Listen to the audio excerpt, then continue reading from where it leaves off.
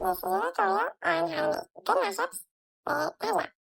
So first up, we check the BPM and key of each of the songs we're going to use in the mashup. And for this example, I'll be using 5 and twistedwave. And here you can see me checking the keys and BPM of each of the songs I'm going to use. Usually, the keys and BPM that bandlab gives you is right, but sometimes they give you really long keys and BPM. So you can always check it up on Google or ask IdkMashups. And here we can see that fragile is 117 BPM in B minor, and now we'll check teacher's key in BPM. And here we can see that it's 94 BPM in G minor. So now what we're going to do next is re-add fragile instrumental and acapella, and now we're going to slow down the BPM to teacher's BPM and change the key to match teacher's key.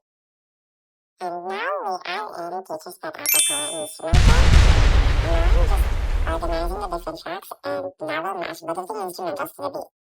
You can also adjust the keys and BPM so the songs don't sound too weird. Here I sped it up so fragile wouldn't sound too slowed, and I changed the key to A minor so now if the songs would sound too pitched. And here you can see me aligning both of the different instrumentals.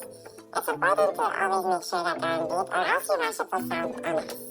So remember to do that, and always double check if it's on beat or not. And now here I'm adding in the acapella. For this example, I'm only using fragile acapella, so it's shorter and easier to visualize. And here you can see me aligning the vocals to the beat. This is a bit harder to do since you can't really see like the beats individually, but what really helps is listening to it, and you can obviously hear if it's offbeat or not. And now here I'm just adjusting the instrumental to match fragile because fragile's first verse is way longer than teacher's verse.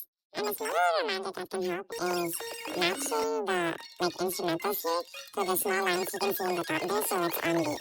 And when you use this, you can also use the magnet or snapping tool, whatever it's called. It can help you copy and paste instrumentals on beat, and it'll save you a bunch of time.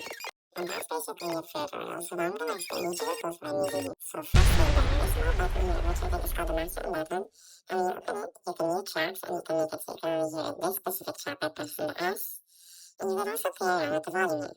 And next, when you click the FX button, you can see the different effects you can apply to your track. The next tool I use here is the magnet tool, which you can use to snap different parts of the track into place, as you can see in this video. Now these ones are pretty much common sense, but this is the undo and redo button, the record, next, and play button. And lastly, these buttons. I'll just show the explanations on screen. And that's it for this tutorial. Make sure to read the description, and if you have any more questions, just ask me in the comments.